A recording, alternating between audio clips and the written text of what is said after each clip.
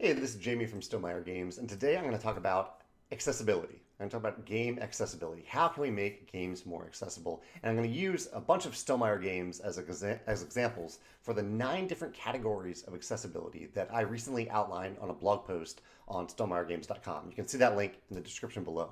And the big question for all this is that I ask myself when I design a game or when I work on a game, when I produce a game, is how can I make this game accessible to every possible person who might have fun with it?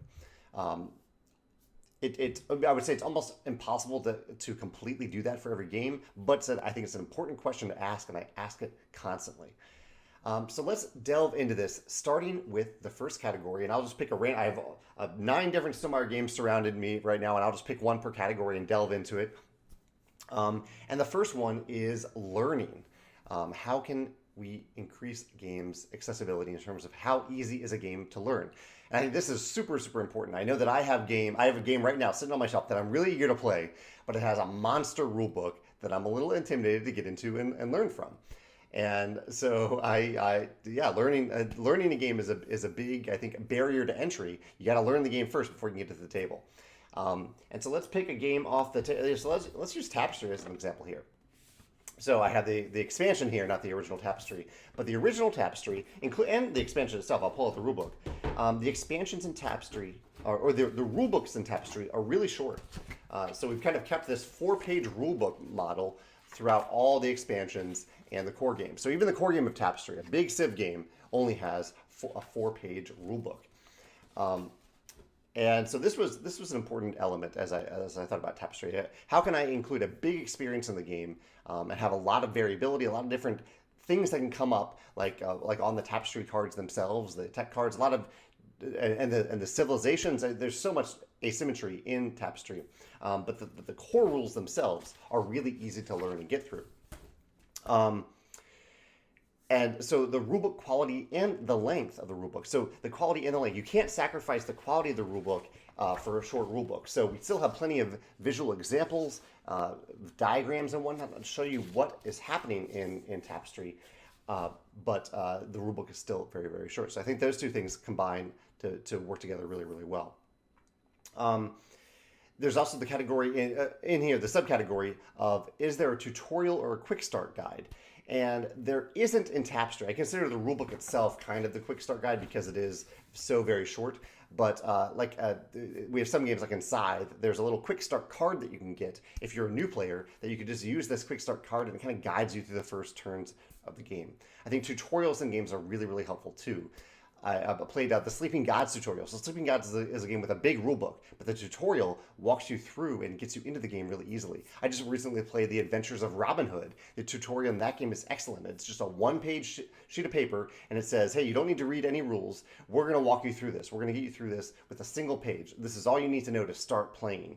And that, I think, is really nice to get you onboarded into the game very easily, even though the rulebook itself for that game, I think, is maybe 6 pages, maybe 8.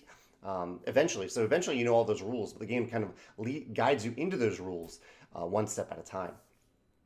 The other subcategory is, in a game, is there a gameplay video, and is there a rule video, like a watch it played video? And there is indeed a watch it played video for Tapestry and even some of the expansions too. I think you don't need to necessarily work with Rodney at Watch It Played. He's excellent. He's great to work with, but there are other creators that make rules videos. You can even make one yourself if you want. But basically the idea here is that people learn rules in different ways. Some people want to read the rule book. Some people will never read a rule book, but they'll watch a video. Some people will never read a rule book or watch a video, and they'll need to rely on their friends, or they'll need to rely on an interactive tutorial like Diced. There's now a Diced tutorial for Scythe, for example. So are there different ways for people to learn the rules? And gameplay videos help as well. That's one thing that you can make on your own, although you could also hire wonderful people like before you play to do a gameplay video so people can watch and see how a game is played. Rado does these excellently as well. And last, is there digital availability? Now, this isn't a must, but I found like the major reason that I am interested in digital ports of our tabletop games, and we do have one in the works for Tapestry, is that when you're playing a digital version of a game, you don't need to read the rule book. the digital version teaches you how to play as you're actually playing the game. And so I think that having a digital port available for a game with the rules integrated into that port make it really easy for someone to learn a game and then go play the tabletop version as well. So that is learning, the first category of accessibility in terms of my metric. Let's talk about retention. How easy is a game to remember?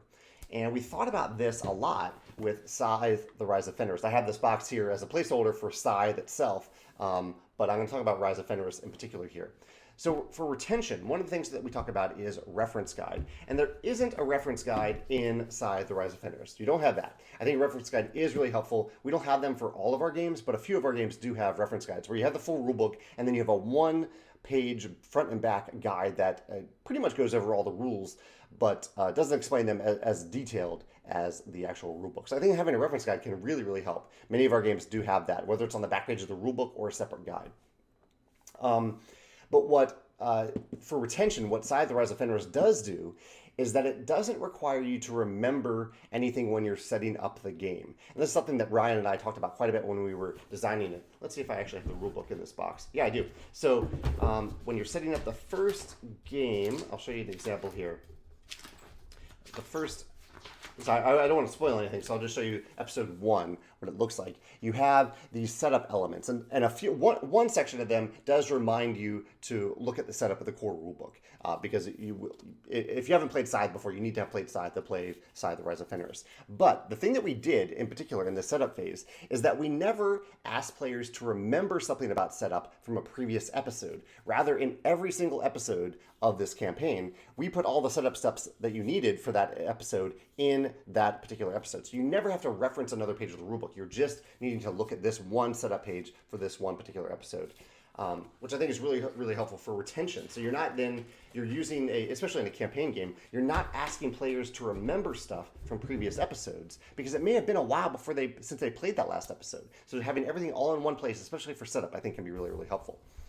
In addition to that, minimal rule exceptions. So this is something that I think about all the time when I design games. I think this is crucial for game retention, for rules retention, where you are not asking players to remember exceptions to rules. And my rule of thumb here when I'm designing a game is when I'm explaining that game, I find myself constantly saying either the word remember or accept, if just the word accept or exception, then I know I need to actually change the mechanisms of the game so there isn't something to remember, or change the interface of the game at least, so there isn't something to remember, and there isn't an exception to a rule, because those are really hard to remember. It's really hard to remember exceptions to rules. And so I try to remove all exceptions to rules in games unless it's organically integrated into the interface that you're using for the game itself, like your player mat, the game board itself. And last, that delves into, is there an intuitive user interface? And that, I don't know so for Scythe, that would be the player mats, which I don't have in this box here. But in Scythe, there are player mats that describe all the things that you can do on your turn. You don't need to remember bonus actions that are somewhere else that you can do. You don't need to remember a checklist of different actions that you can do. All of the actions that you can do are built into your player mat itself. And I think having an intuitive user interface is super, super helpful. Rather than having a separate guide or checklist or like an action list that you can look at, integrating those things into the actual interface of the game, I think is so helpful for helping players remember how to play a game when they sit down to play and they haven't played in a while, or if they're learning the game. So that's retention. That's the second category. Let's talk about setup time. And for that, let's talk about Rolling Realms. I think Rolling Realms is a pretty good example. So actually, this is about time in general, but setup is part of that. So Rolling Realms. Rolling Realms is a infinitely scalable roll and write game, and it plays in, if you're, depending on the number of rounds you're playing, it can play in 15 minutes. But if you're playing a full game, it can play in like 30 to 45 minutes. So time, for a shorter game, the setup time is really, really crucial. And I think for really any game, if you want to get to the table, if you want it to be accessible to get to the table on an ongoing basis, the setup time needs to be short. And setup time in Rolling Realms is super short. So I've kind of put this in the category of setup time should be, or is the most accessible if it is less than 5 minutes. If it takes less than 5 minutes to set up the game. And this might mean that you need to remove certain mechanisms from the game. Like if you have a game where you've added a ton of modularity and you need to randomize a bunch of tiles on the board and then put different tokens on each of those tiles and then shuffle 5 different decks of cards, that might mean, hey, don't do one of those things or don't do several of those things. Make it a little bit less modular or combine some of those decks of cards together so they can actually influence the design of the game itself, not just when you're thinking about the setup of a game that you've already designed. But Rolling Realms, I think, is a great example of a game that is super easy to set up because all you're doing is one player is shuffling the deck of cards, revealing 3 of those cards, and each other player finds those 3 cards. They get a pen, they get an eraser, and someone rolls the dice and you're going. Like setup time is super, super fast in Rolling Realms, which helps make it more accessible. The total gameplay. So I've listed an accessible gameplay time as 45 to 90 minutes. This is highly subjective. I think the playing time can it really depends on the experience that you're going for in the game. But I do think when you're designing or publishing a game that keeping in mind the playing time and how that can impact the accessibility of the game is really important. And last, cleanup. How fast is cleanup? Because you kind of want to end the game with a bang. You want to end the game with a great climactic moment, hopefully, at the end of the game, even if it's just counting up final scores. But then if you have to clean up the game for another 30 minutes, that can really make it seem less climactic in the end and less enjoyable. And so I think having a fast cleanup time, which can often mean a nice organizer in the game, a nice insert, some tuck boxes, things like that, nice game trees, that type of thing to help with the cleanup of the game. That can be an asset, but it's not also always a necessity. But thinking about cleanup time in terms of the accessibility, I think is also really important. So that's time, thinking about time when you're playing a game or when you're designing a game. Now this category is a big one. This is visual accessibility, and I'll try to hit these pretty quick, even though they are very, very important. Let's talk about My Little Scythe, because My Little Scythe has a little bit of a problem, I think, with one of these things. And this is, does your game have colorblind, is your game colorblind friendly? I think part of that is and actually I broken this down into 2 different categories. One are the colors themselves. Are the colors themselves colorblind friendly? And I'll show you the example in My Little Scythe where this is not the case. So we have these apple dice that you roll when you're doing a search or seek action in My Little Scythe. And I'm scrolling through and you can see that each of these different icons has a different color. Some are very easy to tell apart. At least for me, I'm not colorblind. But even for me, as someone who's not colorblind, a few of these are very close to one another. So let's see if I can show you those. So these 3 are pretty similar, right? Let's see if I'm getting the right ones. Yeah. Those are pretty similar. Like in low lighting, those are pretty similar. And we tried to make these as different as possible. They all needed to be on the dice like this, but I don't think we completely accomplished that goal. So there are some colors on this die in My Little Scythe that are pretty similar. You need colorblind friendly colors. There are apps to help you. I think it's called Colorblind Pal that lets you look at things through the eyes of someone who's colorblind so you can find friendly colors. However, if you really want to keep colorblind friendliness in mind, the other level is to have dual coded icons. And again, this isn't a great example of that. However, I do have an example. So what that means is that if you have tokens or icons in a game that are different, that you don't just make them different colors. So for example, if you use cubes in your game and you have cubes that represent wheat and wool and stone, one level is to make them different colors. Of course, you need them to be different colors. But if they are just cubes, to a colorblind person, they might all just look like pretty much the same color and they're just cubes. Whereas if those tokens were instead something that looked like wheat, something that looked like wool, and something that looked like stone, an actual different shape, that's the dual coded nature of it. Adding that other layer so that someone who's colorblind, or if you're in low lighting, you're having anyone who can be in low lighting and can have trouble seeing certain tokens or icons, that you can tell the difference between them. And we do the example of this in My Little Scythe that we did better, I think. And this isn't an icon, but we have different miniatures. And so if you're trying to tell, like in this case, if you can't tell the difference between blue and purple, you can still tell the difference between which miniature is which, because they look different. They are different miniatures. Oh, actually, that delves into the next topic too, unique token shapes. I think that kind of goes hand in hand with dual-coded icons. Next, we have font size and legibility. So yeah, in My Little Scythe, I think we use 10-point font here. Down here at the bottom of these mats. So we have pretty big icons, pretty big words up here. Smaller font down here. It's a bold font on a colored black background. Um, and this is a tough one for me to keep track of. This is something that I really have had to think about and evolve my thinking about over the years because I am fortunate to have 20/20 vision. I do not have a problem at all reading this from even quite some distance. But you might. And so we need to keep that in mind. We've tried to really increase the font size as much as possible in our games and increase the contrast between, and this is the next subcategory here, increase the contrast between the font and the background so it's really easy to read. The most complaints that we get about this are in Wingspan, where we probably could have had a darker font and a lighter background to make it more legible, more readable. And last, the other element of the visual side of games is there open information? And in my little side, there's mostly open information, but you do have a few cards in hand that are a little bit different, your spell cards, your magic spell cards. But I think open information is an important accessibility element to visual, and it ties into learning as well, because if you have some people at the table who can't read well, maybe they're kids, maybe they haven't learned how to read yet, and you have private information that they need to read in their hand, that can lower the accessibility of the game. That can make the game less accessible for someone who can't read the language, or can't read yet at all, depending on their age. And so having open information means that you can have cards with unique text because other players can help you out, whether opposed to you having secret information that other players can't help you out with. So that is the visual element of games. A big part of that goes into accessibility. And I talked about my little side there. The next element of accessibility is fairly subjective, but all these are a little bit, and that is presence.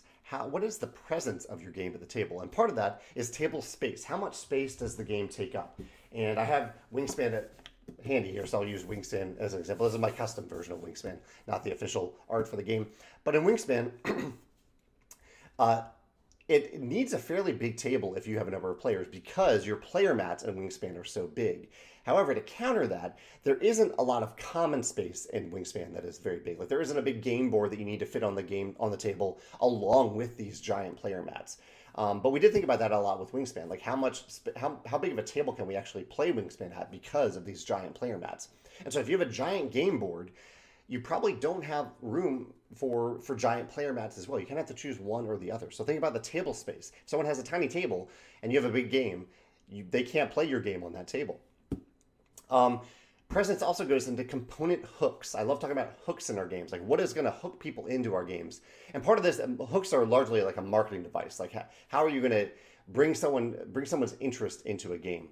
But I think this ties into accessibility as well, because if you have a really beautiful component in the game, or a series of beautiful components, as I think we have in Wingspan, like the bird feeder, the big dice, the egg miniatures, things like that, those things can make a game feel more accessible, because if someone isn't otherwise excited about Wingspan, but they see some components that draw them in, suddenly the game is more accessible to them. They are excited to touch and play with those components. And last, is the box size reasonable? So in Wingspan, we have a box that's chock full of stuff. This is a fairly standard square game box, even though there is no such thing as a truly standard game box. You can make a game box in any size. But we packed it full of stuff. There are some games that you probably have on your shelf where there's a big box and it's full of air. There's a lot of extra room in it. And sometimes publishers do that so that there's room for expansions. But in the meantime, if you don't have those expansions, it's just taking up a ton of space on your shelf. You've also probably have games on your shelf, as do I. I think our smallest game is Rolling Realms. You have games with smaller boxes because that means that they can travel nicer. You can fit more games on your shelf. Overall, I think you kind of want a game box that is big enough to hold all the components for sure, and maybe a little bit of extra space for expansions, but it doesn't take up too much space on your shelf because shelf space is limited. So that is presence. Let's talk about language. So is the game language independent? And let's pull up Libertalia for this one. Our newest game. Libertalia is not language independent because each of the character cards in the game have text on them. They have their own little text. Now, the one nice thing about Libertalia is that all players have the same cards. They're always getting the same cards. And so if you have at least one person who can read and speak English and maybe another language, if you have other people, so say you're playing with a bunch of Italian people, they only speak Italian, but one person speaks English, they can tell players what the text is on those cards. However, I can't say in any way that Libertalia is language independent. It is highly language dependent, and that can limit the accessibility a little bit. Are there localized versions of the game? So if you're starting with an English version of the game, that's great. That's accessible to anyone who can speak English and read English. But what about everyone else in the world who may not be able to speak your language or speak whatever language it is? And finding localization partners to bring your games to different people worldwide, which is a big part of the core philosophy of Stonemaier Games, bringing joy to tabletops worldwide. Finding localization partners to bring your game into other languages can increase the accessibility of the game for people who speak those languages. So that's key. And also, one big thing here, and Libertalia I think is a pretty good example of this, although, arguably I could see it either way, is that there's no distant text to read. So here's the Libertalia board. I'm going to unfold it here. Here's the Libertalia board. And there is text on these loot tiles that you kind of need to read. But we made it as big as possible. And we also included loot tiles. So if you want to put those tiles on the board, you can kind of, if you need to remember what the text says, you can't read it from across the table, you can pick up the tile and bring it to you and just read it right in front of you. But I think this is crucially important. If you have a game that has text on open components that your opponents need to read, or that a variety of people across the table need to read, keep in mind how difficult that might be, because if there's a tile across the table that I need to be able to read, I'm not going to be able to read it, even with good eyesight. If it's upside down, if it's far away, if it's small font, I'm not going to be able to read that. And so generally, I avoid text on components on tables where I need to be able to read it from across the table. And instead, I try to use icons. Or I use icons and text to make it easy to read in both ways. Icons really make something easier to read from across the table than actual text. All right, so that is language. Use Libertalia as the example there. Let's delve into the purchase category. People have different budgets. Some people can afford, dozens of games that cost $100 or more. Some people can't. And so, anyone I think has a certain level of budget for board games. Most of us cannot afford an infinite number of board games. And so, how accessible is the purchasability of the game? And part of that is price. Let's talk about Viticulture, because I have it handy here. Viticulture is generally a $60 game. We sell it for a little bit less on our website, The Champions. You might see it for various prices around the world, depending on the language. But in general, it is a $60 game. And I think you get a lot of... So part of that is value, like how much replayability are you getting for that price, but also just what is the price itself. A $60 game is going to be more accessible to people than a $100 game, just by default for that price. Is the game reprinted regularly, or did you just make one printing of a game and then stop making it after that? That's a key thing to think about here. You have the power as a publisher to decide if you're going to make multiple print runs. If you're going to keep a game in print or in stock, that can make a big difference as to whether or not it's accessible. Because if we stopped making Viticulture, over time, people would start to look for the game probably, hopefully, and they'd have to buy it on the secondary market where the prices might be much higher. So instead of buying it for $60, they might have to go on eBay and pay $100 for it if demand exceeds supply. And so keeping a game in print can make it more accessible for people. Is there region-friendly shipping? So if you are selling directly to consumers, as we do at Stonemaier Games, do you have fulfillment centers, or do you use fulfillment centers in different regions? So we have fulfillment centers in the US, Australia, Canada, and the UK, meaning that we could access big chunks of the world, especially the English language portions of the world, through our fulfillment centers. I think that's really, really crucial. And last, for purchasability, or the purchase level of accessibility, is there retail availability? So in addition to you selling it directly to consumers, do you also offer a retailer option so that people can go to their local game store, go to their preferred online game store and buy the game? So having the game, so this is about this is purchase availability. And what if a customer has a specific way that they prefer to purchase games, are you offering that option for them? And there are many different types of retailers. There are also many options for you to sell a game directly to consumers, including on your web store. That's Viticulture there. The second to last category is scope. The scope of the game. And I'm going to use, let me use Red Rising for this example. I think it's a better example, actually, than Between Two Cities. So, is there a solo mode in the game? And this is thinking about like the different player counts, things like that. Yeah, this scope is all about player count. There is a solo mode in Red Rising. This is a game that plays from 1 to 6 players. It's a fairly robust solo mode where you feel like you're playing against an intelligent opponent without having to go through the complexities of actually playing on behalf of another player. So is there a solo mode? A lot of people like to play solo games these days or play a game solo. That's an option for Red Rising. Can you play 2 players? Is there a really nice way to play with just 2 players in the game? I think this is so I've broken this down into 3 categories that I think are pretty crucially important. Solo, 2 players is next, because I think a lot of people do play games at 2 players. Even though they like the option of playing those games at higher player counts, they might often end up just playing them at 2 players. I think this is probably the most important, this and solo, for campaign games, because they are just much easier to get to the table with one other person than a big group of players. But I think still higher player counts are still important. And that's the last category, it's the last subcategory here. Can you play with 5 or more players in the core game? This is a highly subjective category. It's kind of a core element of Stonemaier games that you can actually play at higher player counts. But a lot of games play 2 to 4. They leave out the solo mode, and they do have the 2-player mode, 2-player play, but they only go up to 4. And so what do you do when you have a larger group and you want to play, if you want to play a game like Red Rising, if it was only 4 players and you had 5 people, you wouldn't be able to play it. Red Rising actually plays 1 to 6 out of the box, though. But also, offering those higher player counts means that you have to design around them.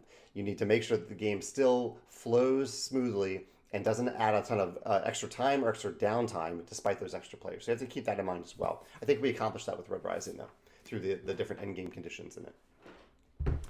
And the last category we have is inclusion.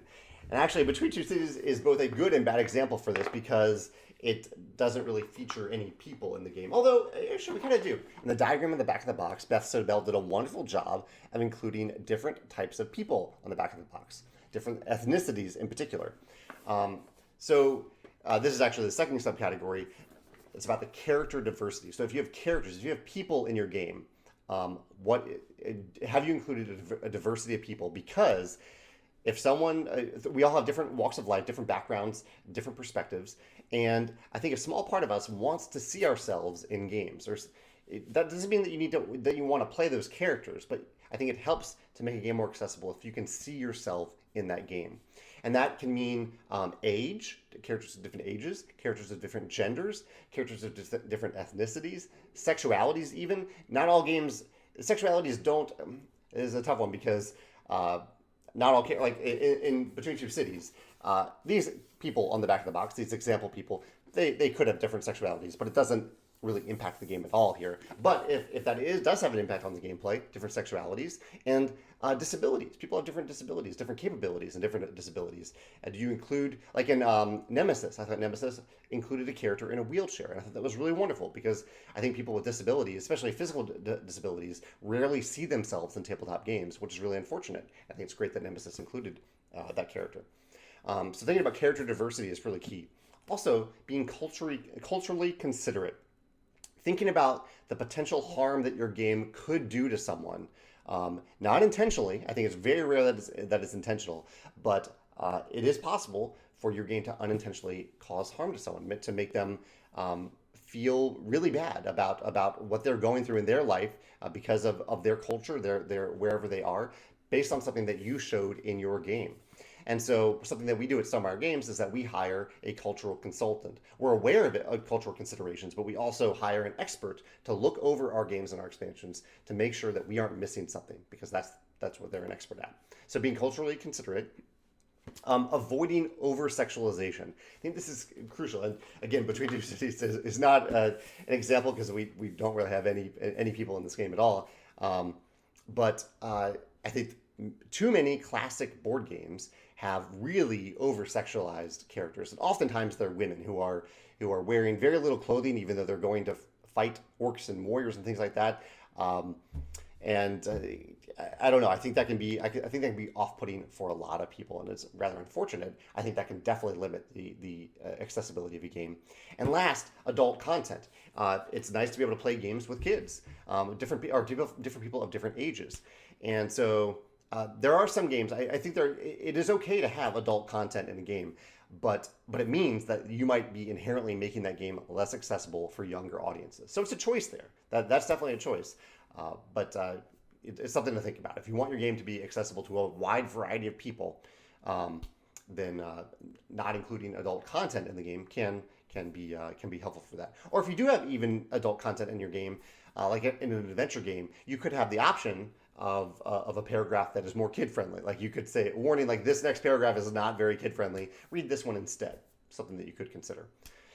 Again, all these are considerations. I'm not definitely. I want to make it very clear that I'm not telling you how to design or publish or produce your games, but I think the overall question is something that I think is important for all of us to ask, and that is, how can I make this game accessible to every possible person who might have fun with it? I think that's a great question to ask when you're designing these different elements of your games. And and I'd love to hear your thoughts. I focused on Stonemaier games today, but there are a lot of other games out there that focus on accessibility, focus on these different categories, and implement them in different ways. And I'd love to hear examples in the comments below of a game that you played recently that you thought did a great job in terms of adding accessibility in different levels to that game. I'd love to hear examples in the comments below. Thanks.